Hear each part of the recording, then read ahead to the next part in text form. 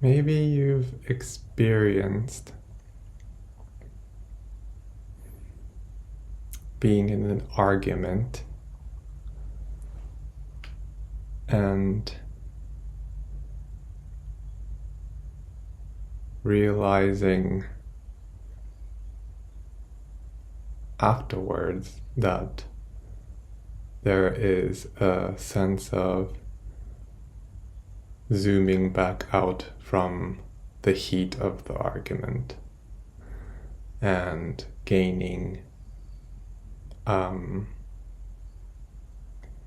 perspective, having cooled down, and seeing maybe your own mistakes or maybe the whole situation from a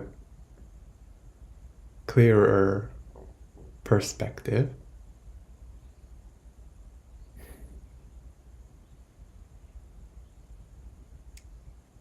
There's that sense of like, wow, I was so caught up in that and so close to it that I couldn't see,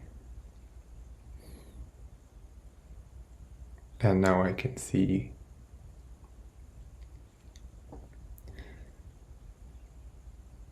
Well, in that similar sort of way, most of us are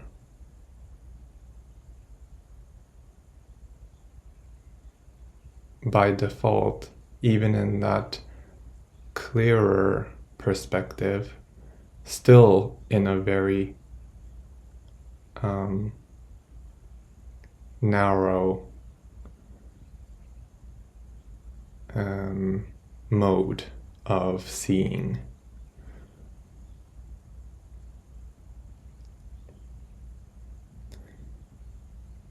And when we're in that mode, we experience fear, anxiety, depression, worry,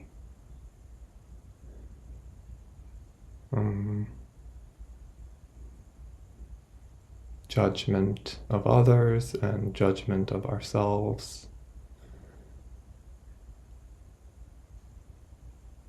blaming,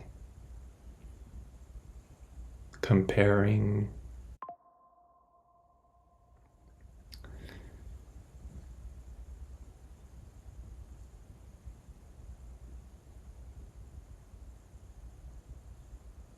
All these things that we think is normal to human existence, and everybody else seems to experience those things. It must just be normal. And it is normal in a sense, but it turns out that it is unnecessary and sort of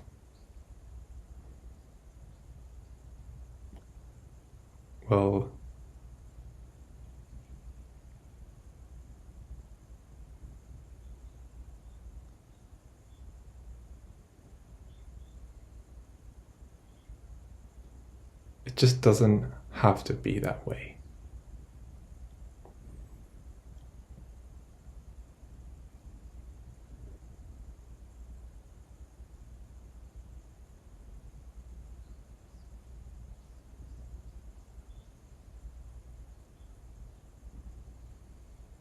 We might project on others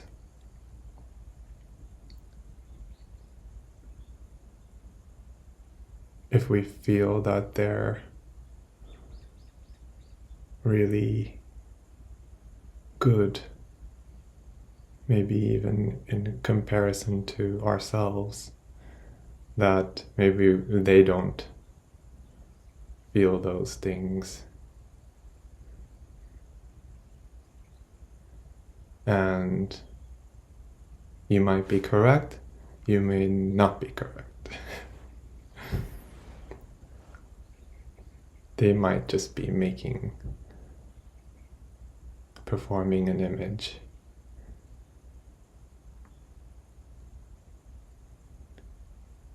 Maybe they're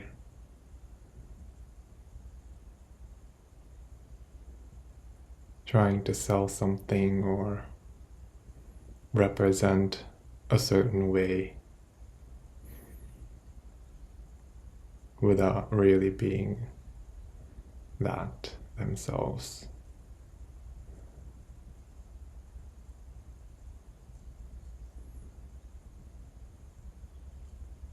People like that aren't really able to show you how to be that because they're not that themselves.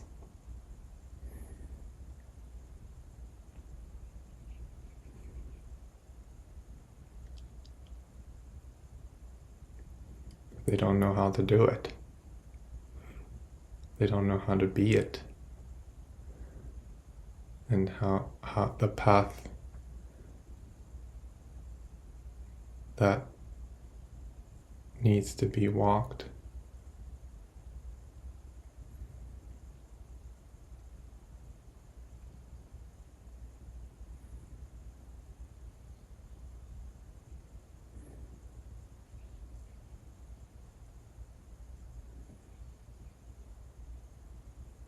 So,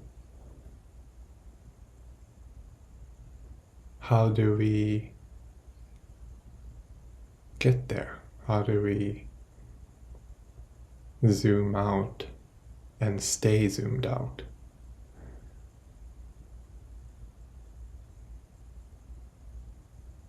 How do we get to the point where there is no suffering?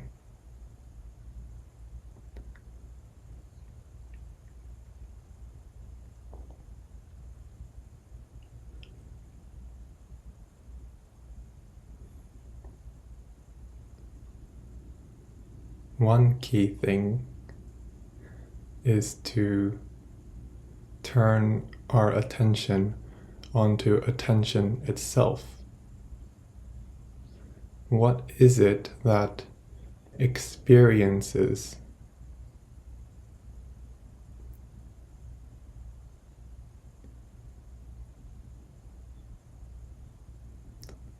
in direct experience? What is it that sees the world? Where is that?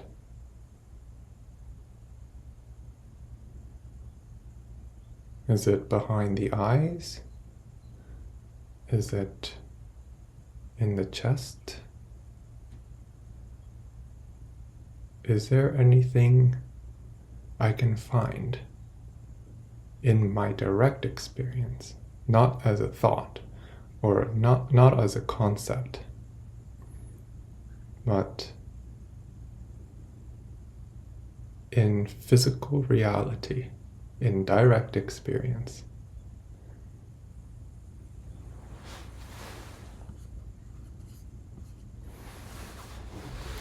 What is it that experiences? What is it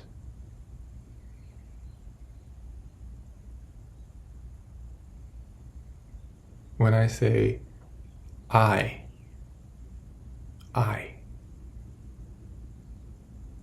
Who am I? When I say that,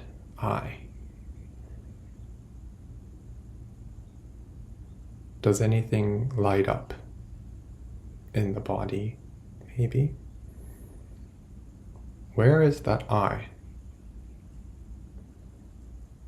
Look for yourself. Don't think about it. Look for yourself. That's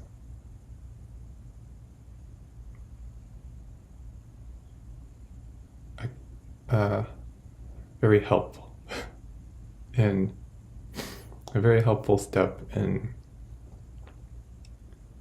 unraveling suffering.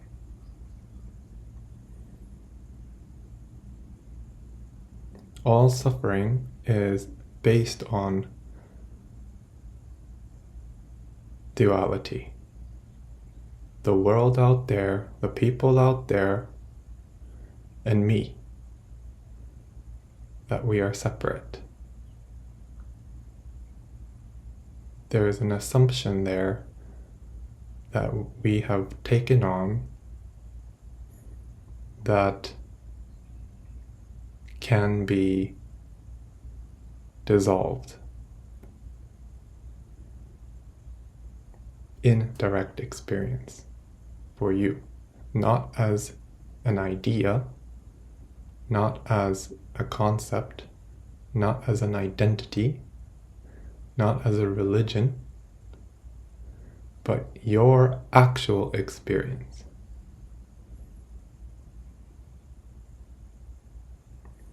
This is what all religions were initially pointing to,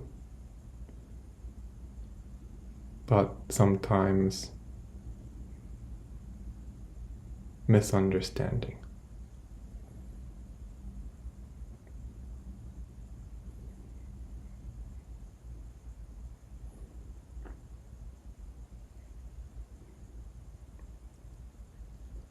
So, okay, let's say you looked. That's interesting. Maybe I never really thought about that. Or, yes, I have looked for that and there is nothing I can find really. But so what? Nothing happened. I'm still afraid of what's going to happen in the future and things that have happened in the past. I still experience sadness, loneliness, shame, and comparison. What's the deal? Well,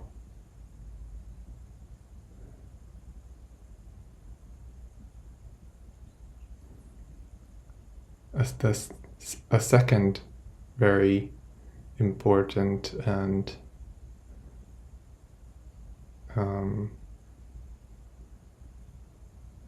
helpful tool and exercise, you could say, is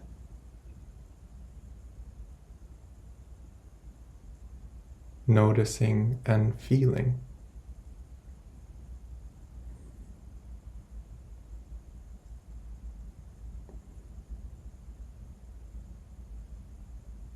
What is it that I'm experiencing? What is it that I'm feeling with? And does any feeling come up? And can that feeling be met? Can that feeling be allowed in presence, in this present moment? Can I allow whatever is surfacing?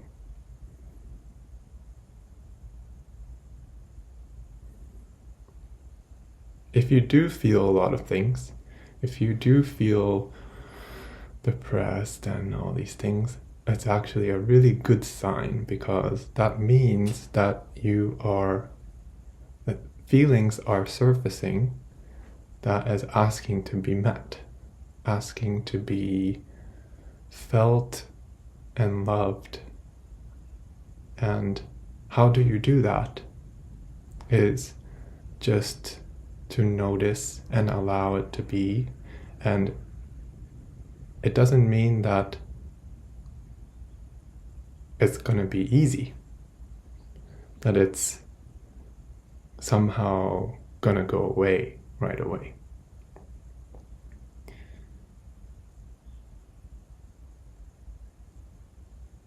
It is painful.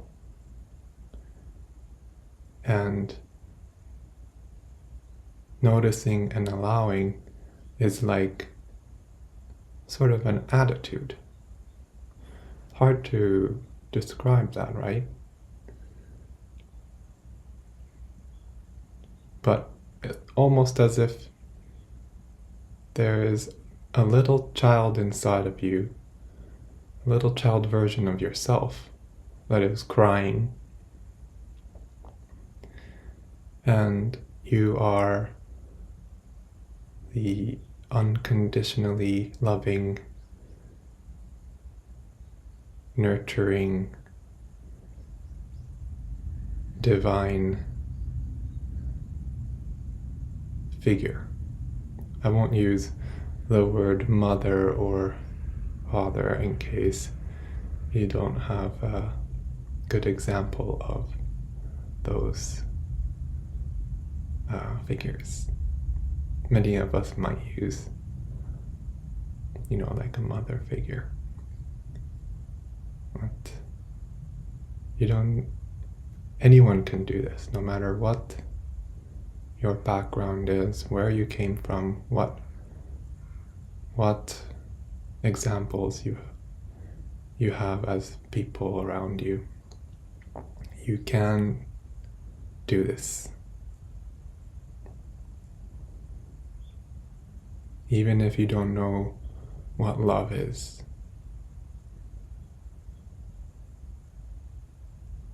Just meet whatever you're feeling with a sense of ease and relaxation. Just see as if you are space itself, as if you are the sky, and the feelings are the clouds, and you're just the sky, not doing anything, just being, and seeing, allowing the clouds to pass through.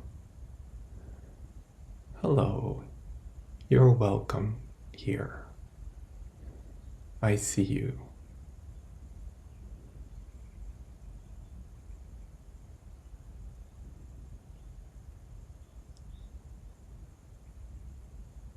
You can stay here as long as you want. There's no rush.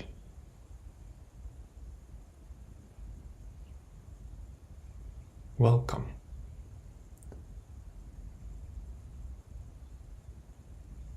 Welcome to sadness. Welcome to tension. Welcome to stress. Welcome to suffering.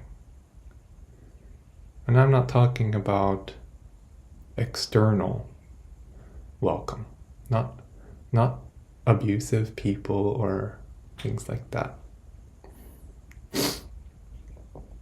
Just internally, whatever you're feeling is welcome.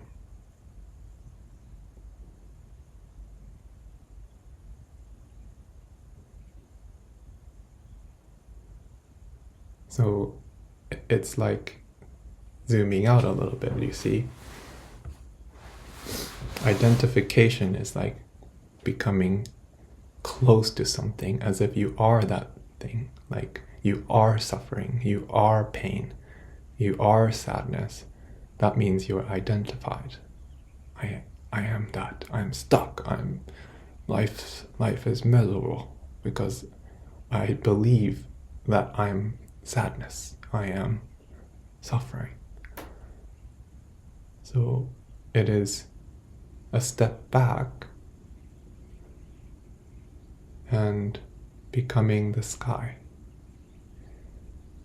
Okay, well, it isn't.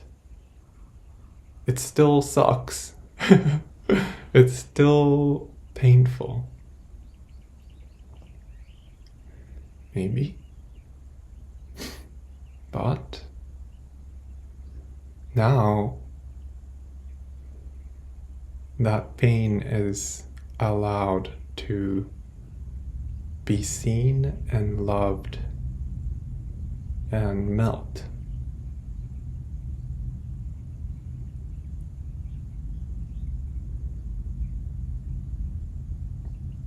And once that layer of pain melts, you might feel better for a little bit, and then another layer will come up. And so the cycle of transmutation begins. And this can go on for many years, or maybe it's shorter for you, maybe it's longer for you. No one knows. But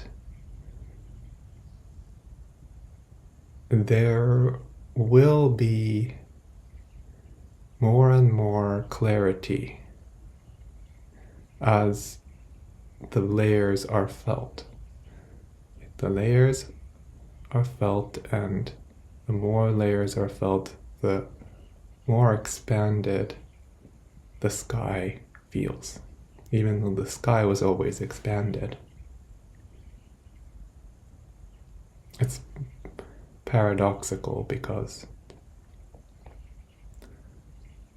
the sky never really changed its size. It's always been like this. It's always been infinite. Your presence, your awareness has always been infinite, but somehow it might feel wider and wider. Not that that's something to track or look for,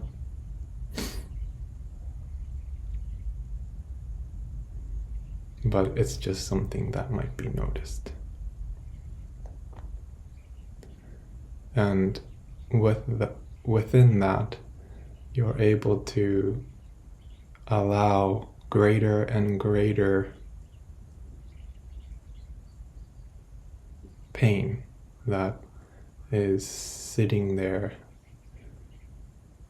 in the body, because the body holds your emotional memory, all the things that you felt that you couldn't deal with at the time. And so pushed down into different parts of the body, including the very structure of selfhood itself. So once the emotional material of your story, of your life, your childhood, your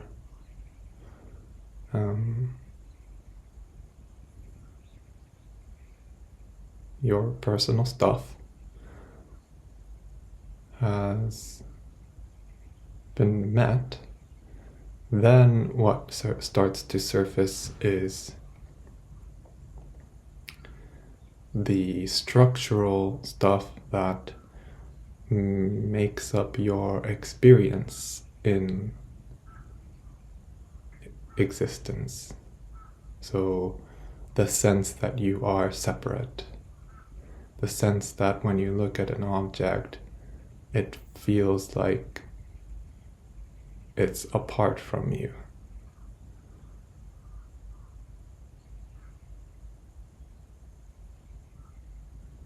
The sense that you are looking from a certain place, maybe behind the eyes. So kind of like the operating system of how you function, how you experience life starts to surface and dissolve as well. And that doesn't mean that you're gonna die or that you're going to go insane. but that it changes your experience of reality. Some might say that experience itself it requires a subject and an object. So that subject and object relationship dissolves or softens and softens.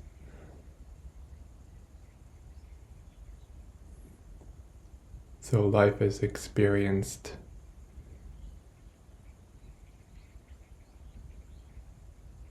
with no experiencer.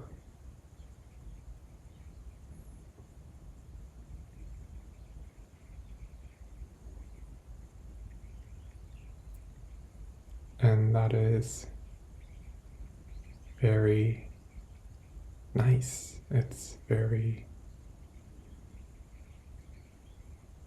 effortless.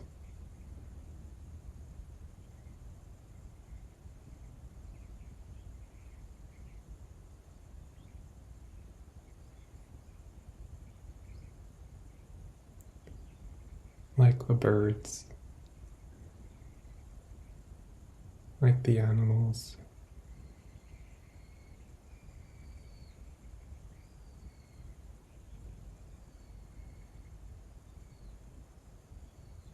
Dissolving into life itself, into reality itself. No separation.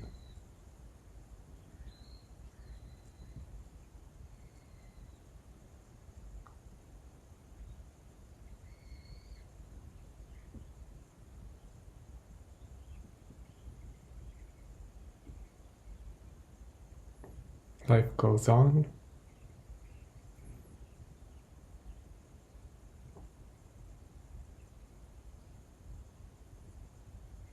With no suffering.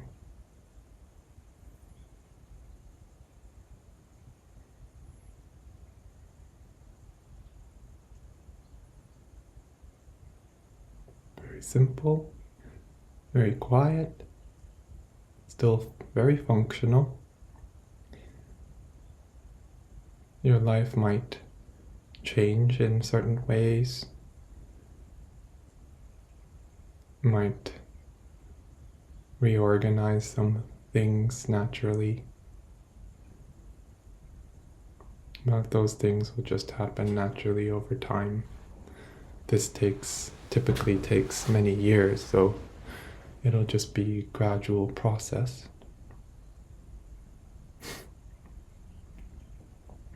We might see that a lot of our behavior or relationships, things that we consume, where we live, what we do, how we do it, all changes and even feels more functional, more clarified.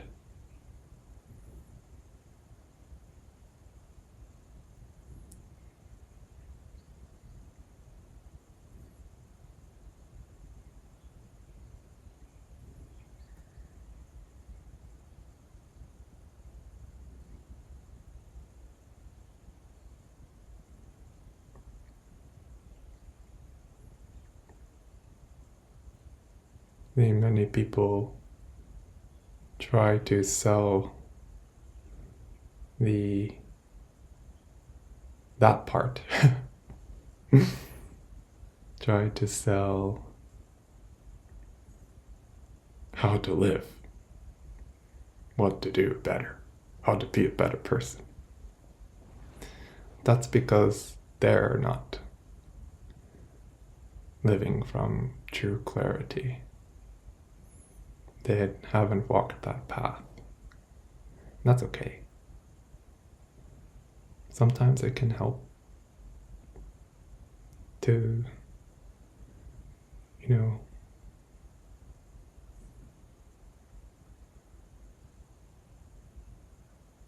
get the system, get the body to,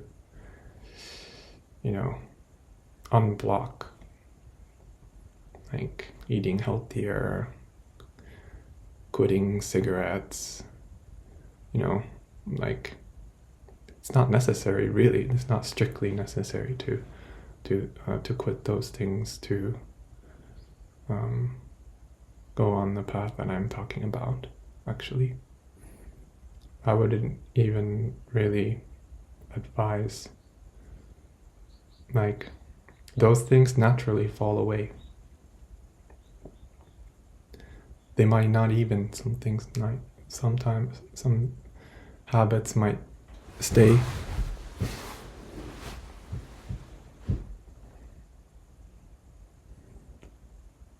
That's fine too.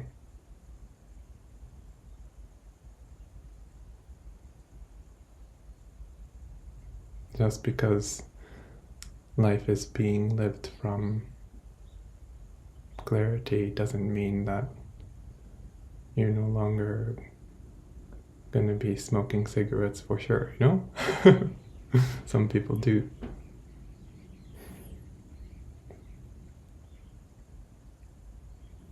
It doesn't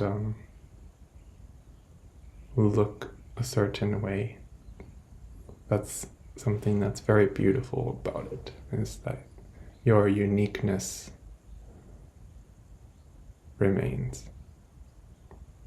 It doesn't make you into an empty, like, vegetable.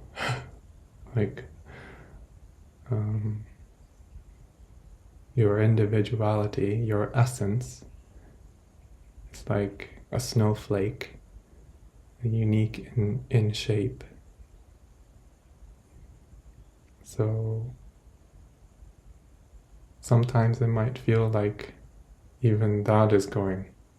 Sometimes it might feel like, oh my God, I'm losing my mind. That's all natural and part of it. And it's very intelligent, very amazing how it works, how all the unnecessary gunk gets flushed out, and what remains is so pristine, so clear and unique, and that uniqueness is, sometimes it still makes mistakes. It's still, I'm not talking about becoming a perfect person,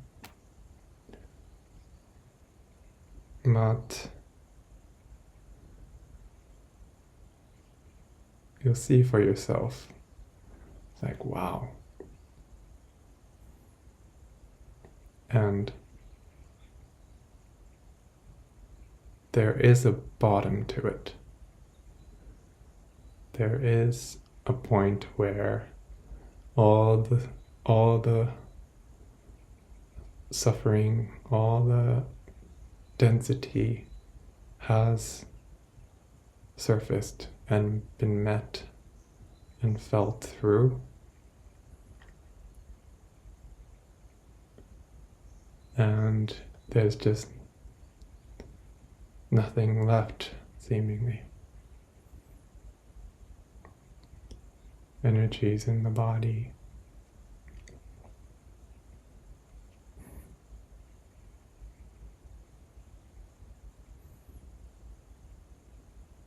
So there is that egoic, emotional part of the iceberg that we feel through, And that will be, once that's felt through, there's just very, very peaceful, no more fear-based experiences.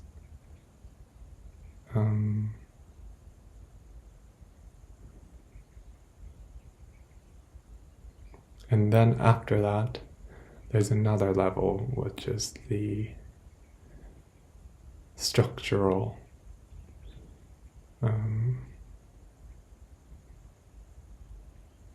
that is the no self-realization.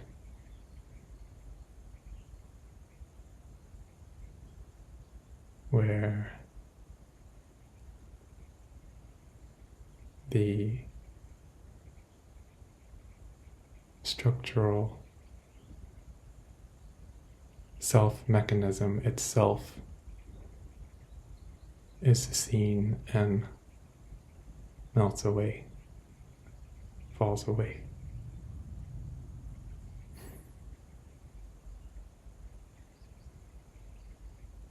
And this is abiding, so it's not something that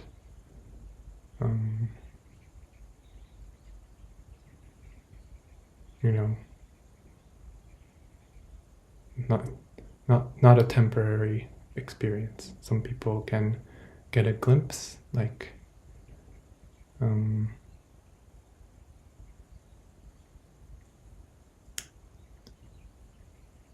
a peak experience where self falls away and it's like, wow, everything is one, and there's no me.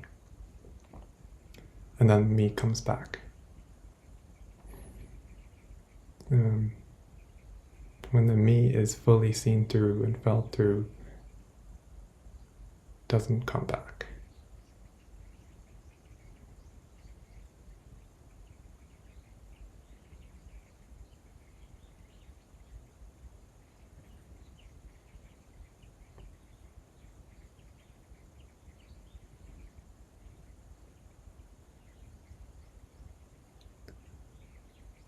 And that might sound scary, but it's not, because there's no longer any fear, and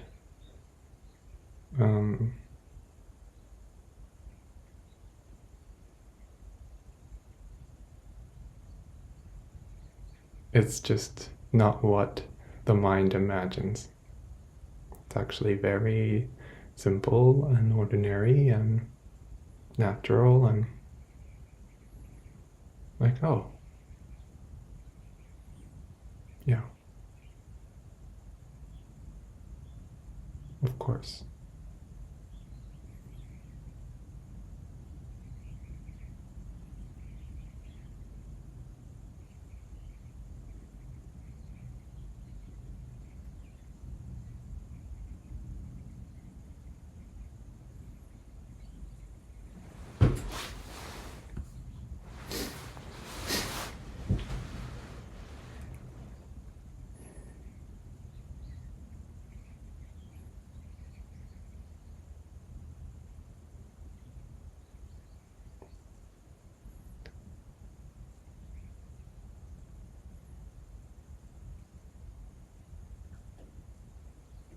It helps to,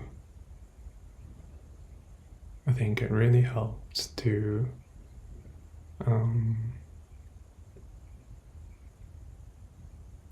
set up a regular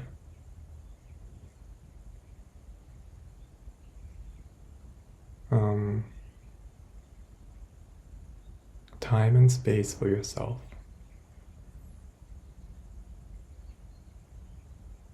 to be with yourself and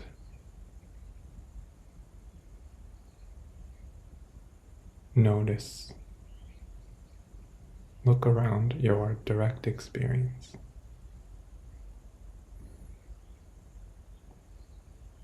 Who am I? What does it feel like to say I? Where is that? And what feelings come up? And can I be with those feelings? Just for a little bit.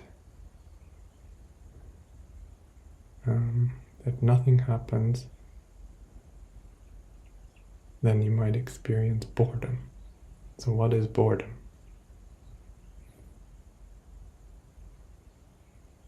Well, to label an experience as boredom, there must be something that you're calling boredom. So what is that? It's a maybe subtle kind of discomfort in the body, like feeling a little antsy, feeling a little like slightly uncomfortable.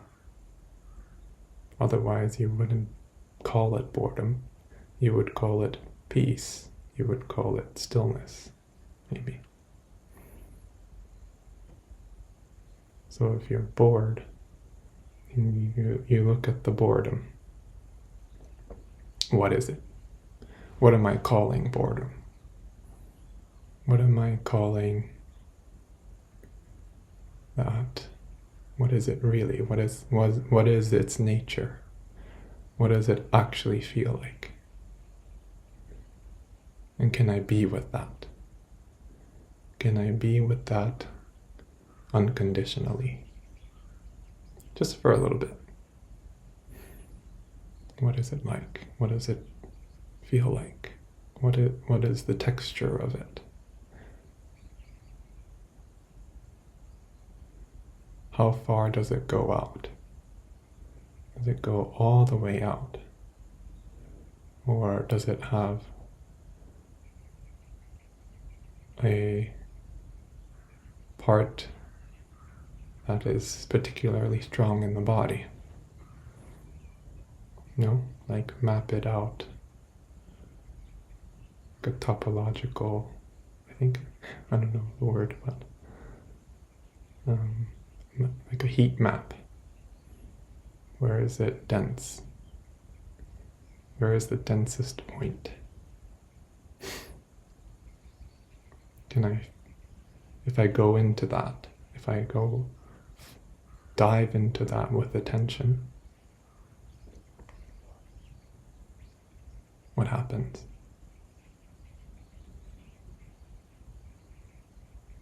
And you can do the same with any feeling, any type of discomfort.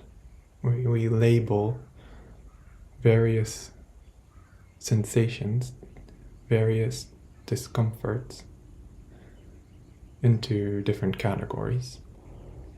Sadness, loneliness, boredom, shame, blame, pride, greed,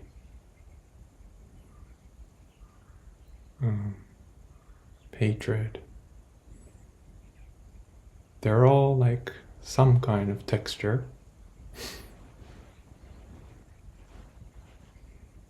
So what do they feel like? What are they really? And can it be met and felt? And also, what is it that is feeling? What is it that's experiencing those things? Where is that?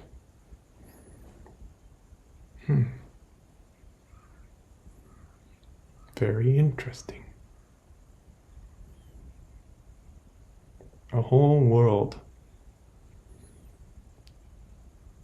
is going on in there.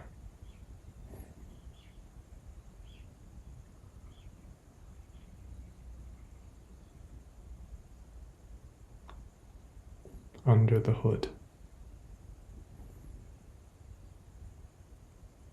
And you don't need clever concepts. You don't need clever ideas, philosophers, psychologists. That kind of stuff can be entertaining, can be interesting. Sometimes it can be insightful, sometimes in tandem with looking at our direct experience. Definitely in tandem can be very useful, but really the bedrock, the main thing is very powerful, to have your own relationship with yourself, with your own direct experience. And notice that when you start looking, it's uncomfortable, okay? The mind will say, this is boring, nothing is happening. I don't know what he's talking about. This is silly. I want to watch something, I want to learn something, and that's fine, but there's a reason why there's such a strong pull to get more information, learn more about me, learn more about life, and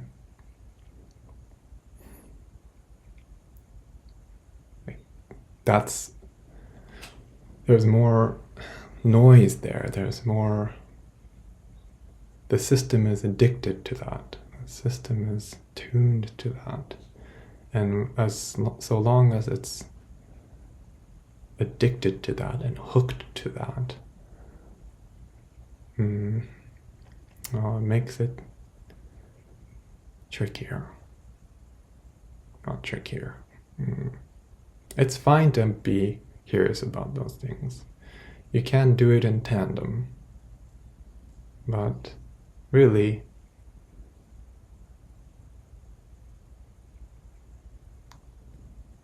just really does help to have like a certain amount of time on a regular basis where direct experience is the priority. You can call it meditation, you can call it just sitting there.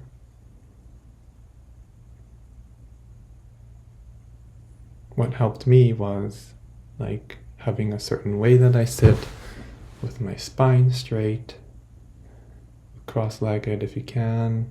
If not, then just a certain way that you can relax the body that's different from like when you're learning, like on the computer, or absorbing information.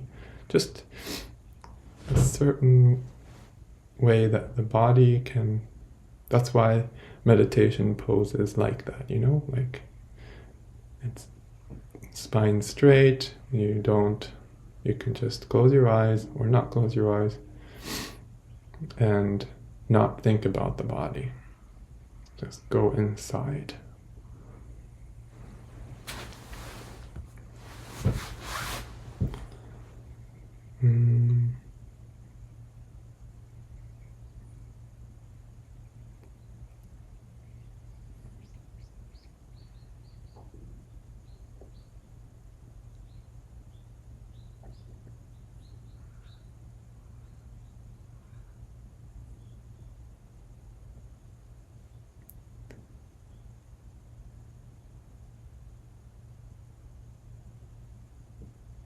And if you really don't want to, that's okay.